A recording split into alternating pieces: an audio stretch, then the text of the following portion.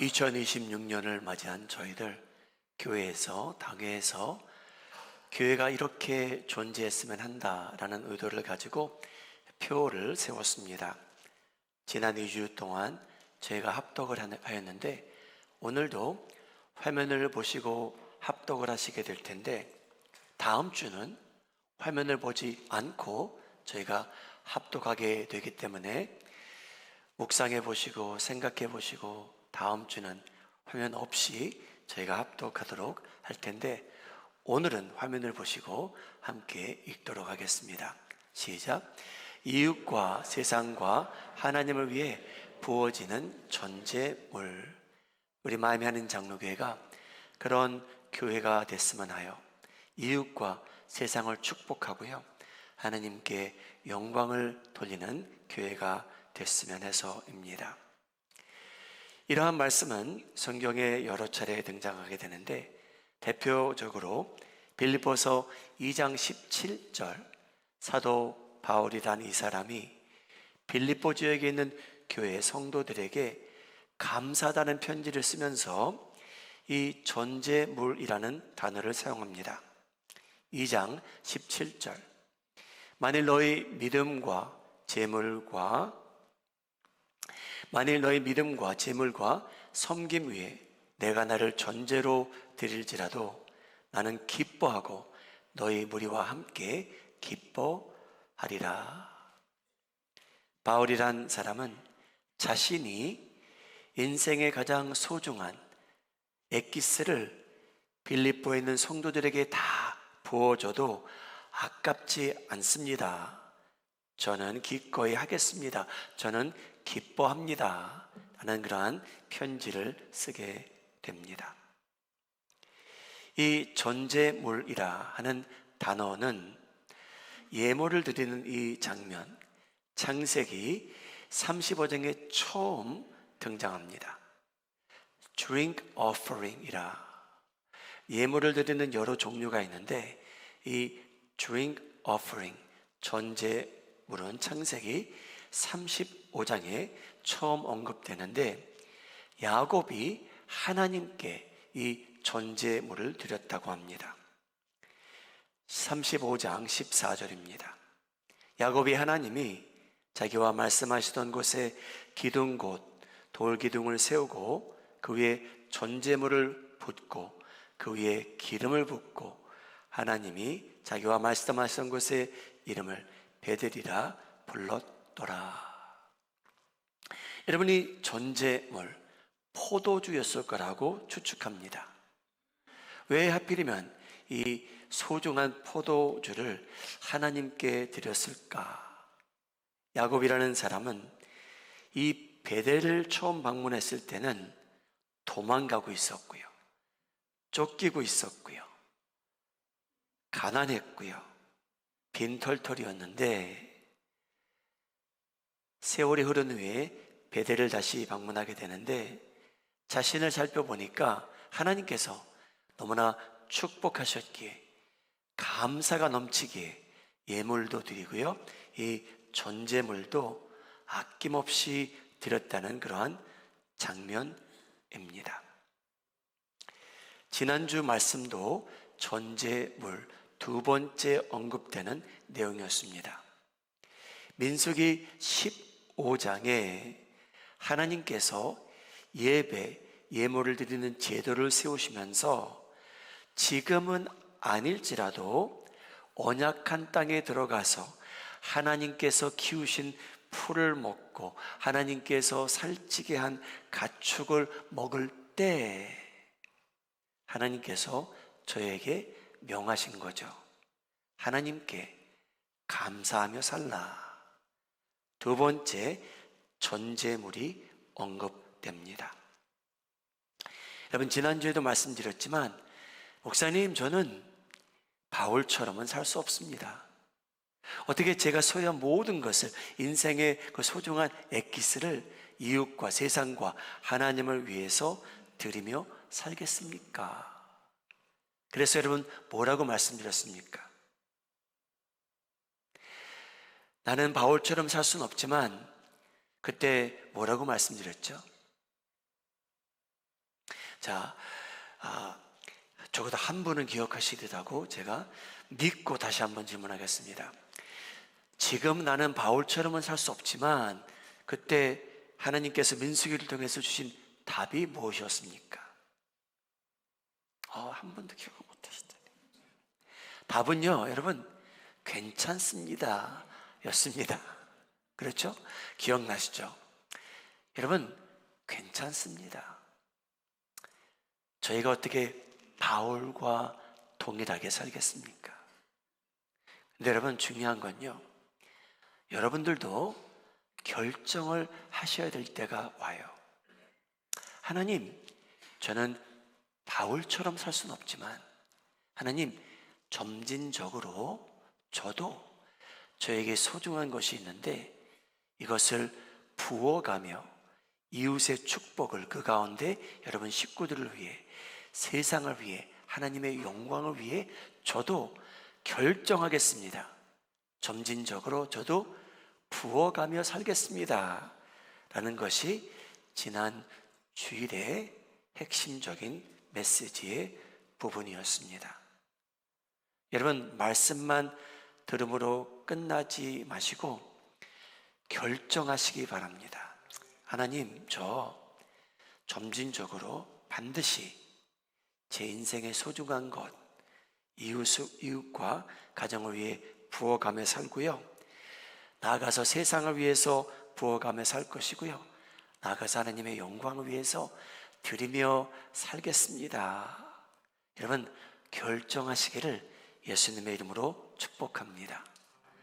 여러분, 저희 생각은요, 소중한 걸 자기만 위해서 항상 저축하며 살면 행복할 것 같은데 그렇지 않습니다. 여러분, 하나님께서는 저희가 복되기를 원하세요.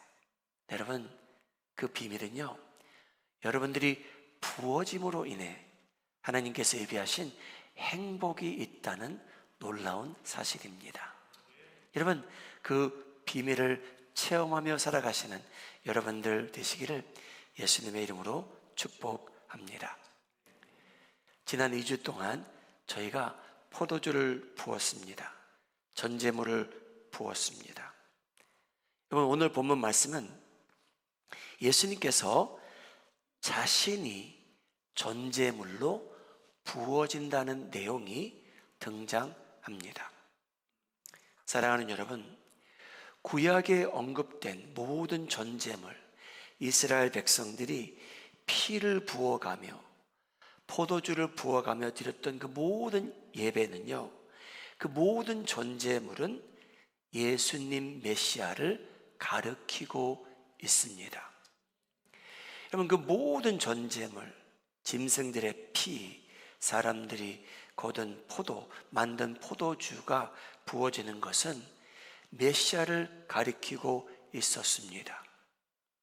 여러분, 그 클라이맥스가 누가복음 22장에 등장합니다. 6월절을 맞이하는 이스라엘 백성들, 종교 지도자들은 이 예수라는 사람을 죽이고자 작정을 합니다.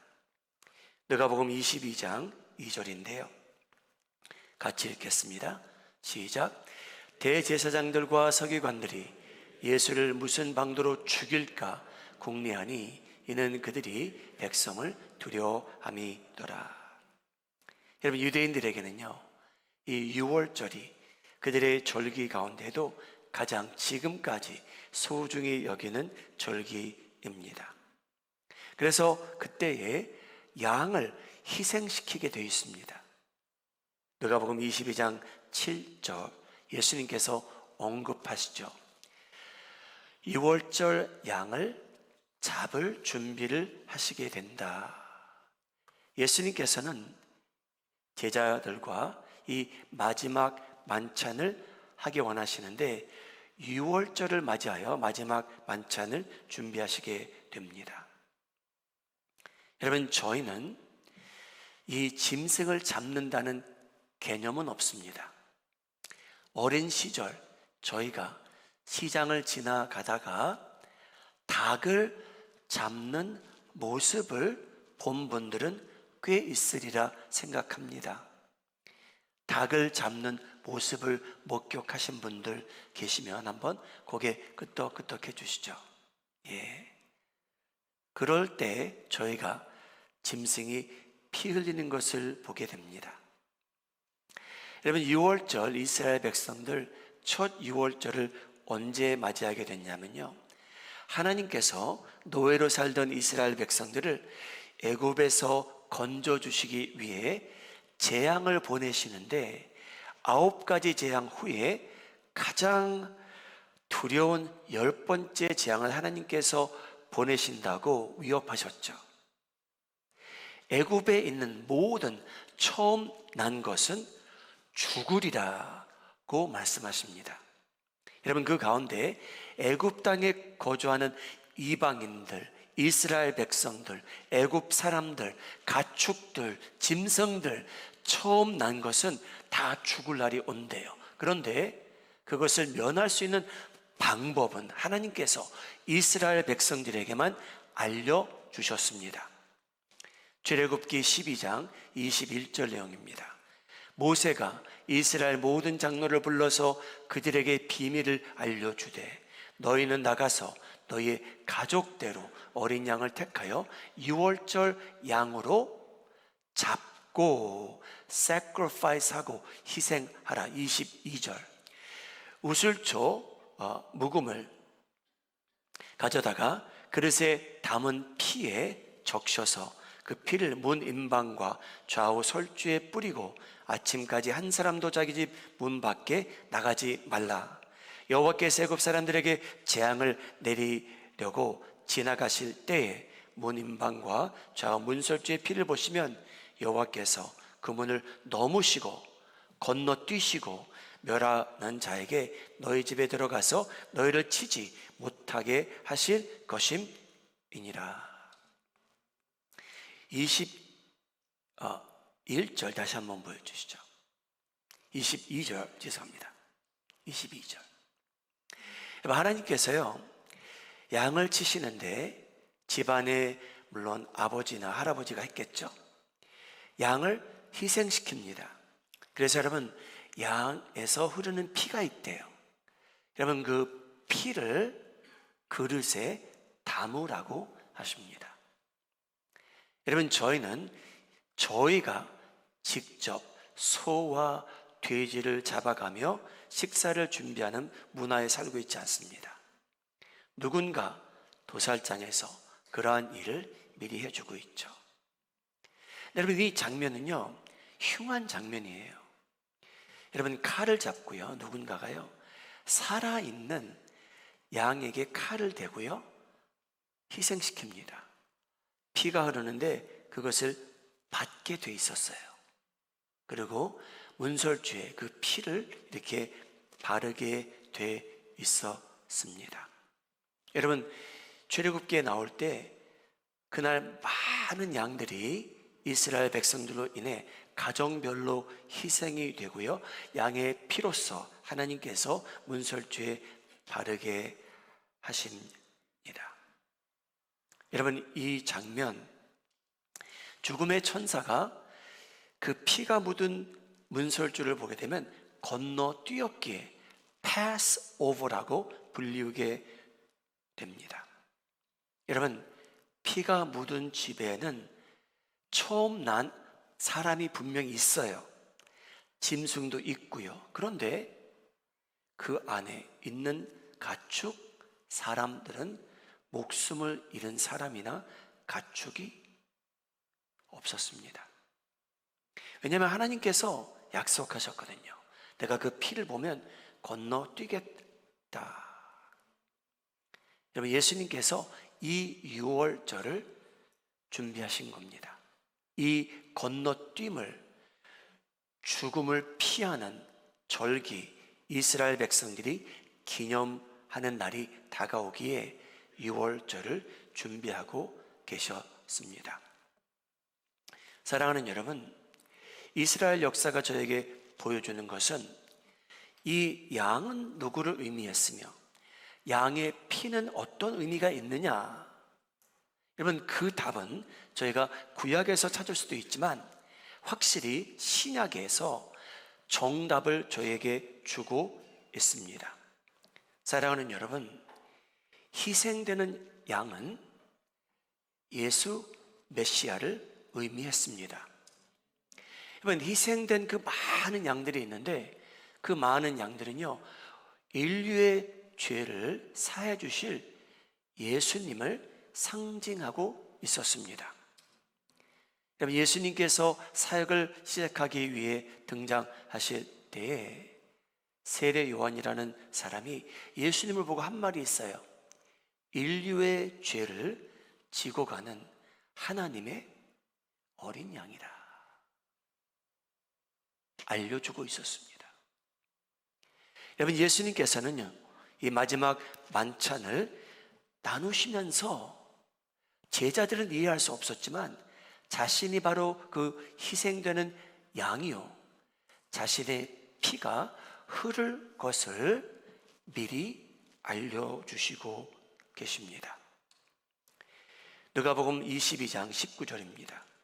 또 떡을 가져 감사 기도하시고 떼어 제자들에게 주시며 이르시되 이것은 너희를 위하여 주는 내 몸이라. 너희가 이를 향하여 나를 기념하라 하시고 20절 보여주시죠. 예수님께서 그날 제자들을 위하여, 저희를 위하여 하신 일인데요, 이렇게 말씀을 하십니다. 이 잔은 내 피로 세우는 새 언약이니 곧 너희를 위하여 붓는 것이라. 예수님께서 인류를 위해서 자신이 부어지는 전제물이라 라고 의도를 밝히시는 그러한 장면입니다. 예수님께서 자신의 피를 제자들을 위해서 부어주시겠다.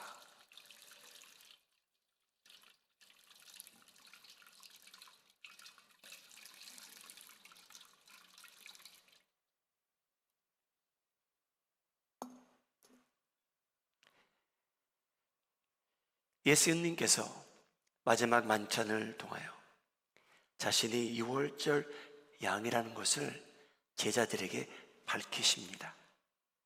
자신의 피가 흐를 것이라. 누가복음 22장 20절 제가 다시 읽겠습니다. 하이라이트된 부분을 제가 읽겠습니다. 내 피로 너희를 위하여 붓는 것이라. 이게 바로 하나님께서 미리 보여주신 전제물입니다. 자신의 생명을 이웃과 세상을 위해, 하나님의 영광을 위해 예수님께서 들으시겠다라는 그러한 장면입니다. 여러분, 저희는 오늘 성찬식을 통해 예수님의 몸과 이 포도주를 통해 예수님의 피를 상징하는 것을 받게 됩니다. 그런데 여러분, 2000년 전에는요, 실제로 예수님께서 희생 양이 된 모습, 자신이 전제물로 부어진 모습이 성경을 보게 되면 찾을 수 있어요. 요한복음 19장 32절인데요, 저희가 함께 읽겠습니다. 세 구절입니다. 시작. 군인들이 가서 예수와 함께 못 박힌 첫째 사람과 또 그 다른 사람의 다리를 꺾고 예수께 이르러서는 이미 죽으신 것을 보고 다리를 꺾지 아니하고 그 중 한 군인이 창으로 옆구리를 찌르니 곧 피와 물이 나오더라. 예수님께서 이런 인류를 위해 자신이 전제물로 드려지는 그 광경을 제가 말씀을 통해서 접하게 됩니다. 여러분, 예수님께서요, 인류를 위해서 희생되는 양이셨고요, 저희를 위해서 부어지는 전제물이셨다라는 것을 저희가 말씀을 통해서 보게 됩니다. 사랑하는 여러분, 누군가가 이렇게 생명을 희생하였기에, 전제물로 부어졌기에 오늘날 저희가 이 자유를 누리며 하나님을 예배하며 영생을 얻은 자들로서 하나님의 아들, 딸의 권세를 얻은 자들로서 살아가게 되었습니다. 할렐루야. 여러분, 저에게 억울한 일이 일어난 적이 있어요. 어떤 한 사람 때문에 그 한 사람이 죄를 짓지 않았더라면 저에게 이렇게 되지 않았을 텐데, 아담이 죄를 지음으로 인하여 그만 죽으면 되는데, 여러분, 아담의 죽음이 저에게까지 미치기 시작했습니다. 얼마나 억울한 일인지 모르겠어요.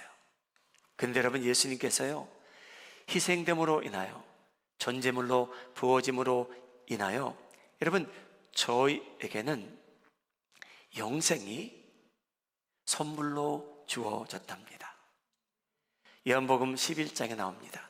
25절, 예수께서 이르시되 나는 부활이요 생명이니 나를 믿는 자는 죽어도 살겠고 무릇 살아서 나를 믿는 자는 영원히 죽지 아니하리니 이것을 내가 믿느냐? 이것을 믿느냐? 이것을 믿으십니까? 여러분, 그러므로 인하여 억울한 만큼 저희가 감사하며 살 수 있게 됐습니다. 여러분, 억울한 만큼 이제 감사하며 사시면 됩니다.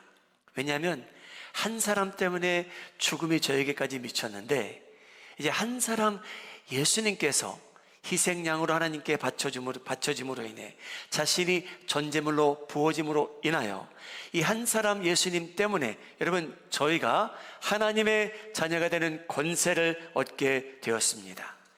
이 선물을 저희가 받게 되었다고 성경은 외치고 있습니다. 로마서 5장 15절인데요. 내용이 너무나 아름답습니다. 같이 읽겠습니다. 시작. 곧 한 사람의 범죄를 인하여 많은 사람이 죽었은즉 더욱 하나님의 은혜와 또한 한 사람 예수 그리스도의 은혜로 말미암은 선물은 저희 모두에게 넘쳤느니라. 할렐루야. 여러분, 저희는 이 은혜를 선물을 받은 상태로 살아가게 된 그러한 사람들입니다. 사랑하는 여러분, 아직도 이 사실을 모르고 사셨다면 오늘 예수님께서 말씀하신 대로 예수님께서 여러분을 위한 희생양이셨고 여러분들을 위해 부어지는 전제물이라는 것을 믿음으로 인하여 여러분들이 오늘 구원받는 날이 되기를 주님의 이름으로 축복합니다. 이제 죄 사함을 받고 구원을 얻은 기독교인들은 저희도 조금이나마 흉내내며 살았으면 합니다. 바울을 흉내내고요, 예수님을 흉내내요. 여러분 가정에서 여러분들의 삶의 엑기스를 식구들을 위해서 부어주시며 사시는데 익숙하시기 바랍니다. 여러분, 그렇게 되면요, 식구들이 여러분들이 전제물로 쓰여짐으로 인해 하나님께서 내리시는 축복이 있대요. 여러분, 그 행복 놓치지 말고 사시기 바랍니다. 여러분이 아름다운 마음이 하는 장로교회입니다. 여러분들이 점진적으로 조금씩 하나님, 저는 바울처럼 섬길 수는 없지만 이 아름다운 교회를 위해서 저도 점진적으로 조금씩 더 부어져 가며 살겠습니다라고 할 때 하나님의 교회는 더욱더 건강해지고요, 예수님의 향기가 더 나기 시작할 것이며, 한 교회로서 여러분 세상을 위해 저희가 부어지기 시작한다면 여러분, 저희는요 세상에 임팩트를 남길 수 있는 교회가 되고요, 하나님께서 영광 받으실 일이 점점 많아질 것이 확실합니다. 여러분, 오늘 성찬식을 통해 여러분 모두에게 한 사람도 빼놓음없이 특별한 하나님의 은혜가 임하기를 예수님의 이름으로 축복합니다. 여러분, 결정하시기 바라요. 하나님, 저 오늘 건성으로 떡과 잔 받지 않겠습니다. 형식적으로 은혜만 누리지 않겠습니다. 저 결단해서 저도 점진적으로 가정에서 교회 안에서, 직장에서, 세상에서 저도 조금이나마 부어지는 존재로 살게 해주시옵소서. 여러분 결정하시는 그러한 날이 되기를 주님의 이름으로 축복합니다.